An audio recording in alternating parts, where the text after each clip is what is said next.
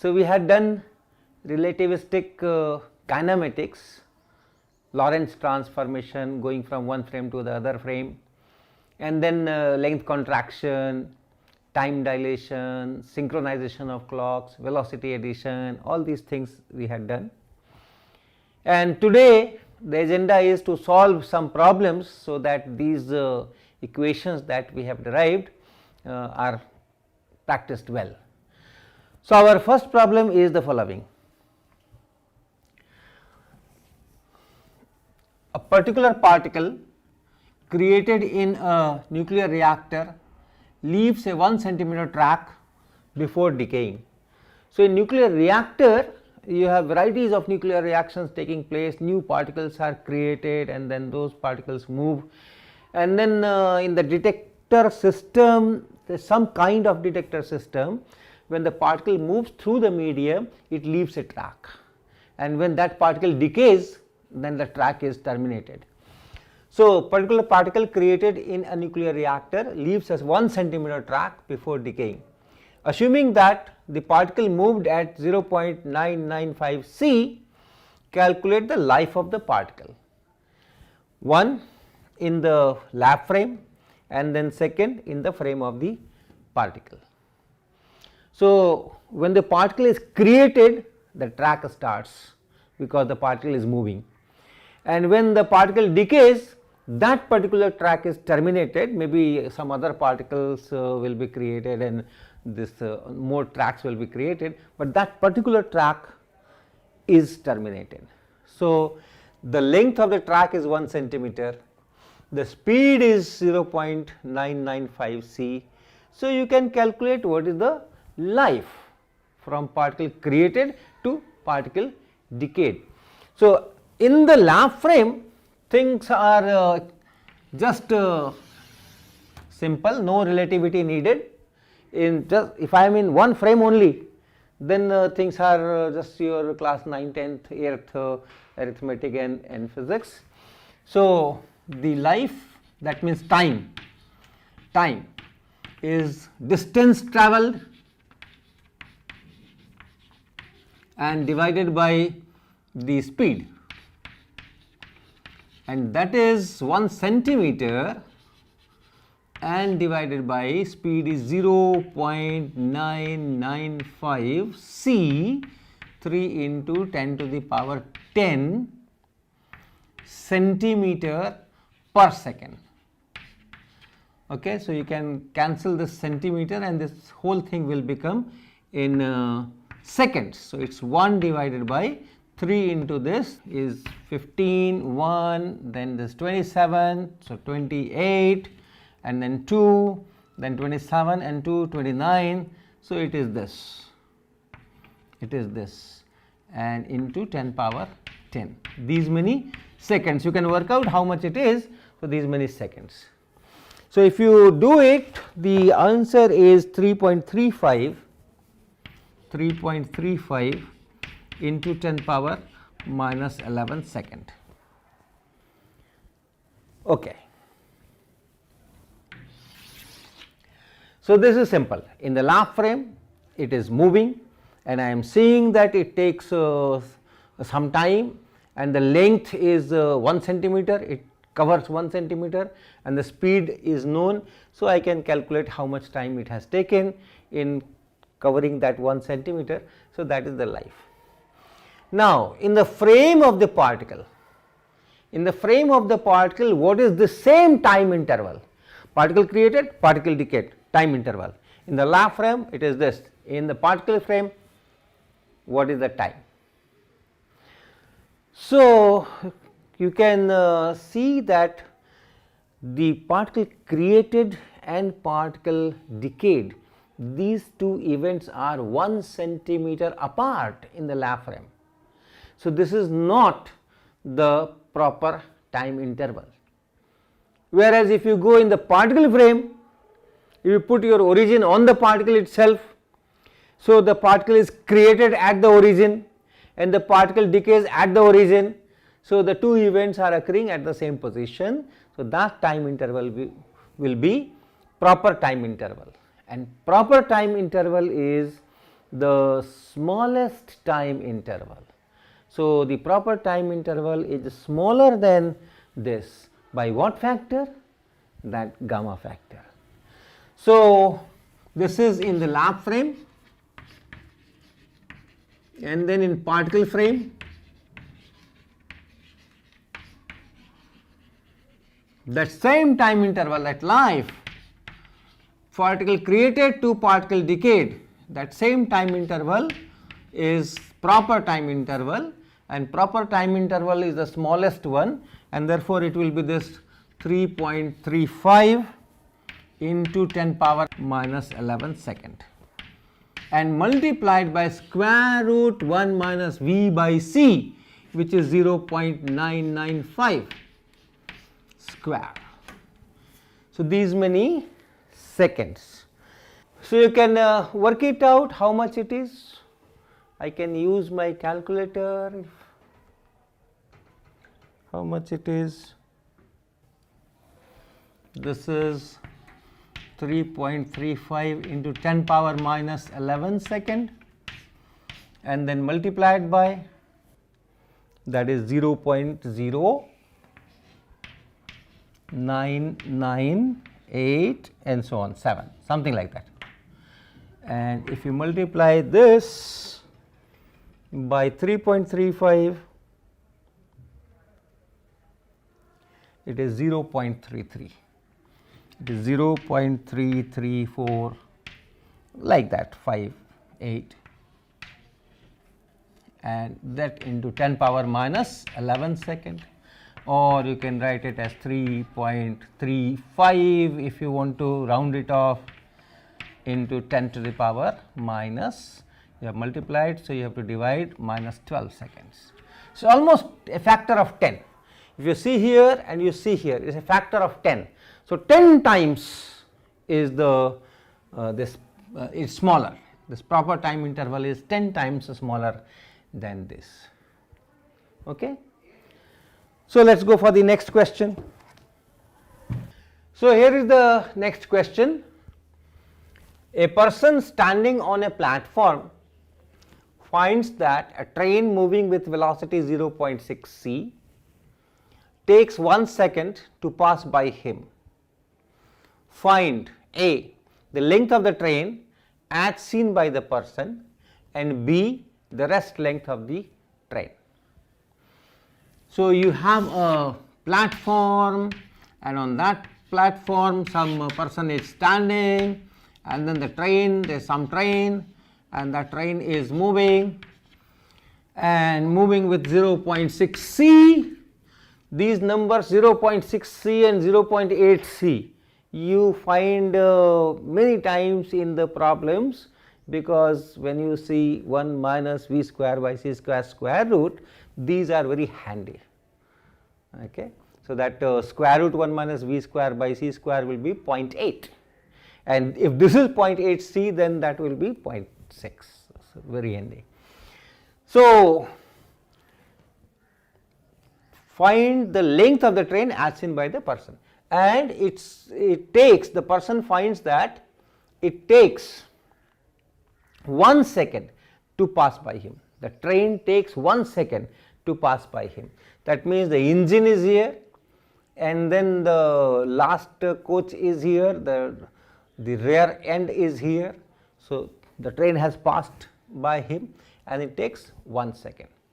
So, you know how much is the length, how much is the engine moved in 1 second? It has moved at this speed. So, this is for that platform, this is for the person frame. So, the time taken is 1 second, and the speed is 0.6 c, and so the distance covered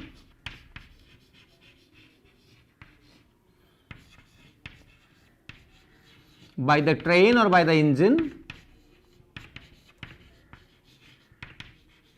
in 1 second, that will be equal to 0.6 c second.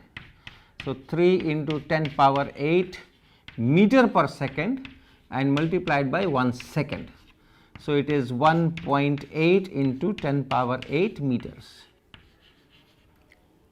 So, to practice all these relativity equations, we create these hypothetical situations. The length of the train is 1.8 into 10 to the power 8 meters.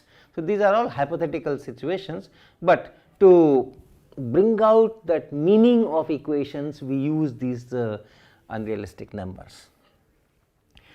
So, at 1 second, that last rear part is here and the engine is at this distance. So, that is the length of the train. So, this is the length of the train.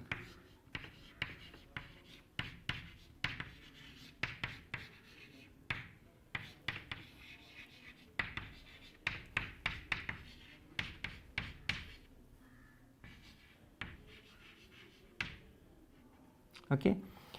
And when I say that a person finds that, okay, here find the length of the train as seen by the person. So, this as seen should not be taken as seen by the eyes.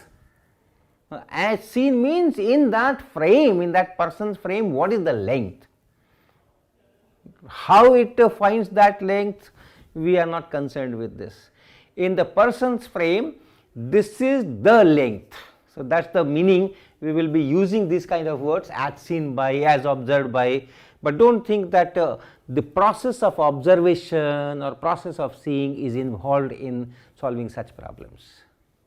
So, this is person's frame, and then we need rest length. What is rest length? Rest length is the length in the train's frame itself.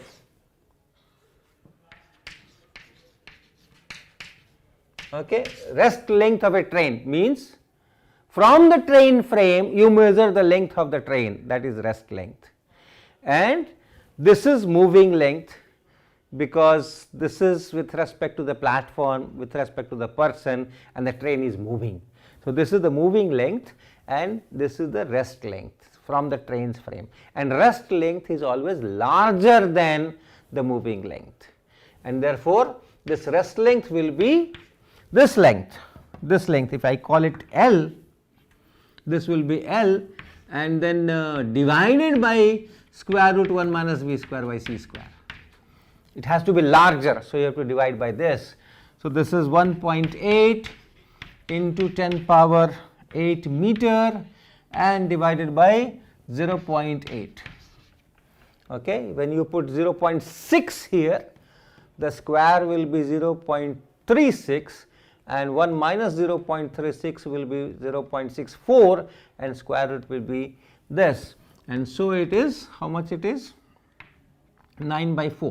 So, 2.25 into 10 to the power 8 meters. So, at this speed, because of length contraction, the length 2.225 into 10 power 8 meters of this train, the rest length is this, and because of the speed in the person's frame where the train is moving, it has reduced to this much.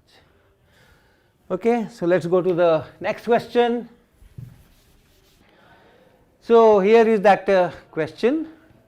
It says that at time t, a particular clock A fixed on the x axis of the frame S agrees with a clock B fixed on the x prime axis of the frame S prime and opposite A.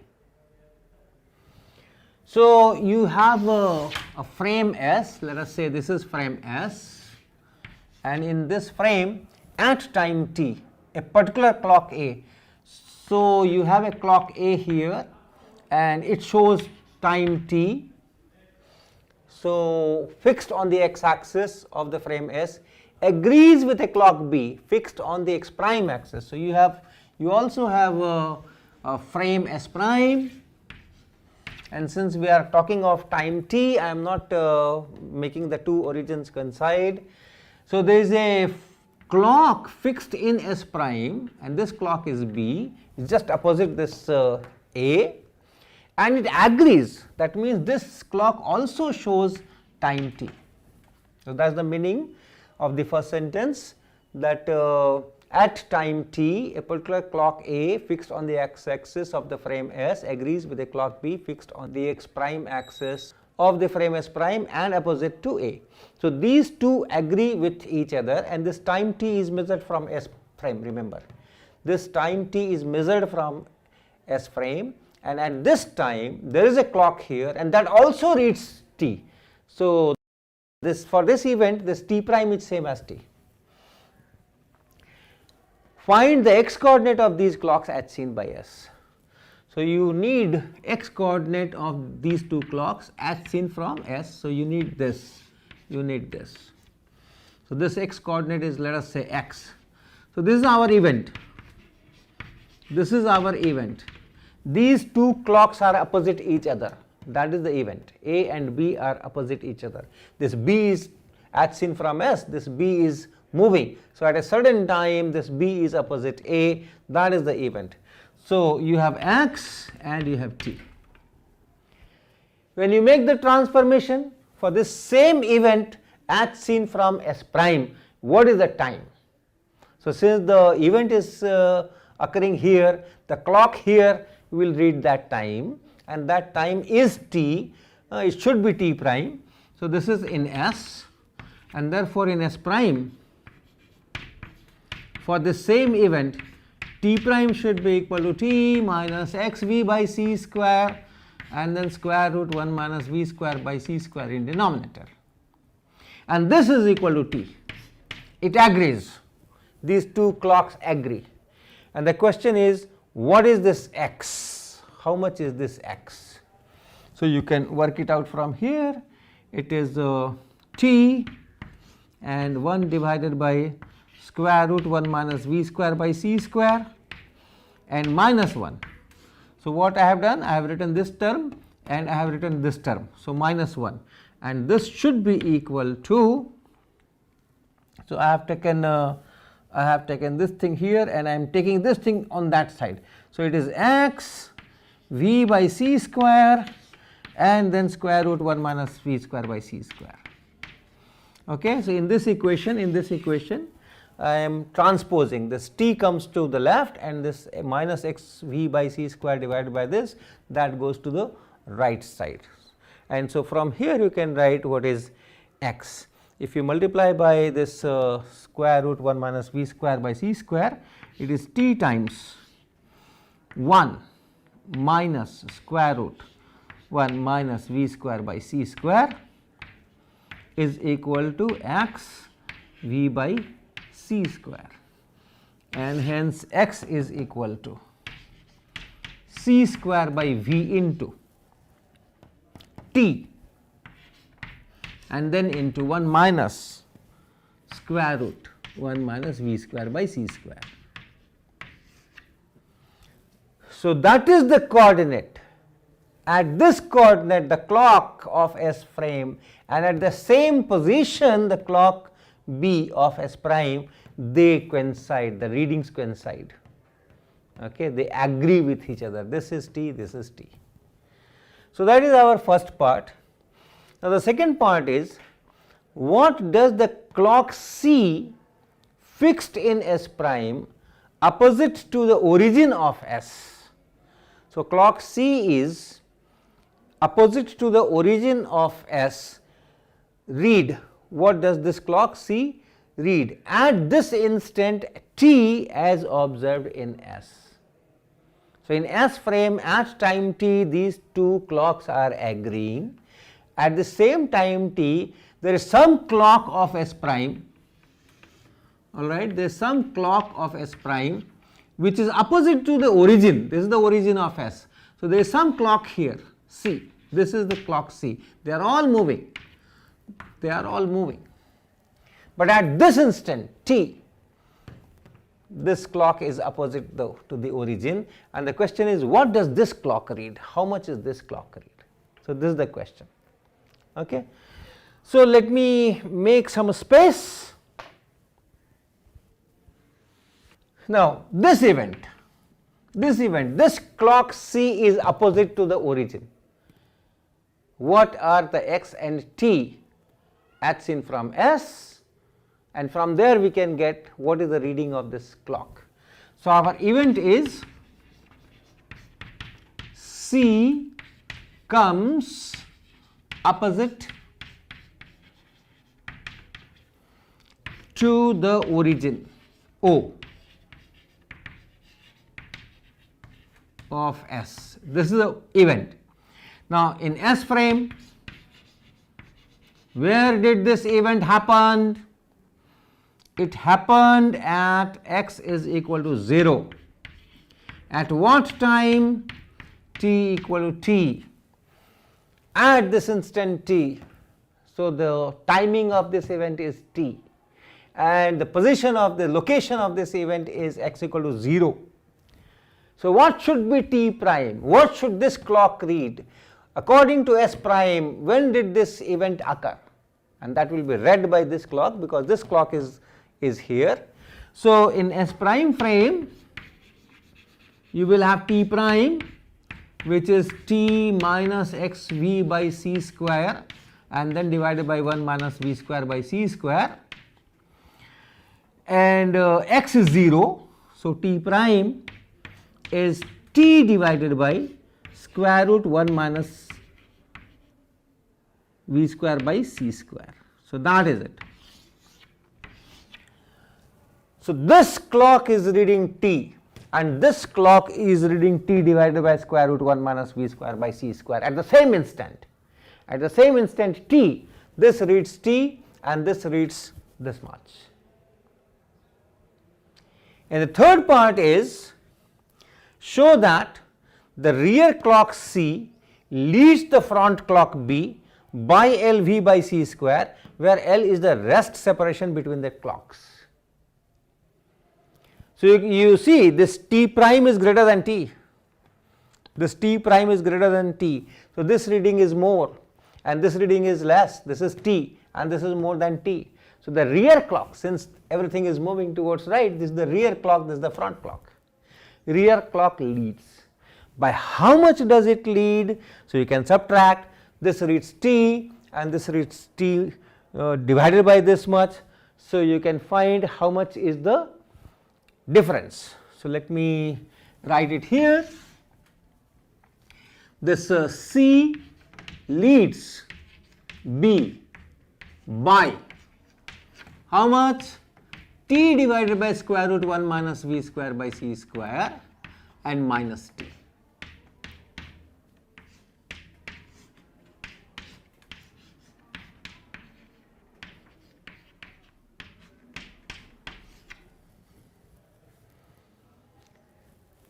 And then you want to show that this rear clock C leads the front clock B by LV by C square, that we have studied, synchronization of clocks, where L is the rest length between the clocks. So, let us calculate this LV by C square. Let us calculate this L times V divided by C square. I think I can do it here. L, the rest separation. How much is the rest separation? What is the separation between C and B as seen from S? That separation is just this x, because at time t, at position x, this clock agrees with this. So, this B clock is at this coordinate and this C clock is at the origin. So, from S, the separation between B and C is x, and that is C square by V into T, and then 1 minus square root 1 minus V square by C square. That is the separation between B and C as seen from S, and in S both of them are moving with velocity V. So, the rest separation, which is larger than the separation in any other frame, rest separation L will be equal to this quantity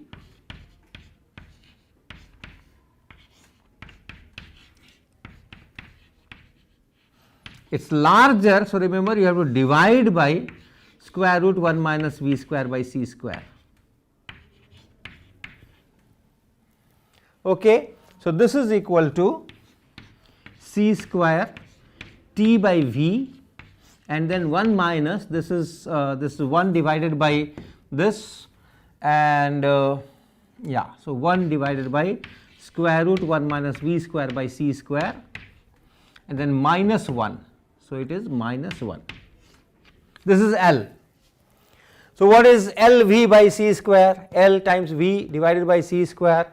This is your rest separation L. So, L v by c square is equal to v by c square. So, this cancels out and you are left with t, and then 1 divided by square root 1 minus v square by c square and minus 1, and that is same as this.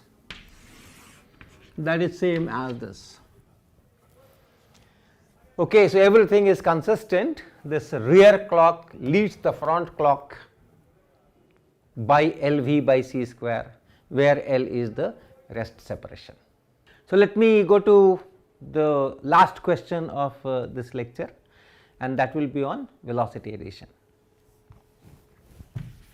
So, the question is, two rockets each of length L naught, its rest length, remember when I say each of length, rest length L naught are approaching the earth from opposite directions at the same speed c by 2. Find the length of the one rocket in the frame of the other rocket. So, that is the question. So, you have two rockets and the rest length is L naught here and then here, and then they are approaching each other, and not each other, yeah, each other also, and there is earth somewhere. So, this is at speed c by 2 and this is c by 2. So, they are approaching the earth at the speed c by 2. So, in earth frame this is c by 2, in earth frame this is c by 2. The question is, what is the length of this rocket as seen or as measured or as observed in this frame? And remember, seen is not seeing with the eyes. Okay, so first we calculate the velocity or the speed of this rocket with respect to this one. So, if I call it B, if I call it A, then velocity of B in the frame of A or with respect to A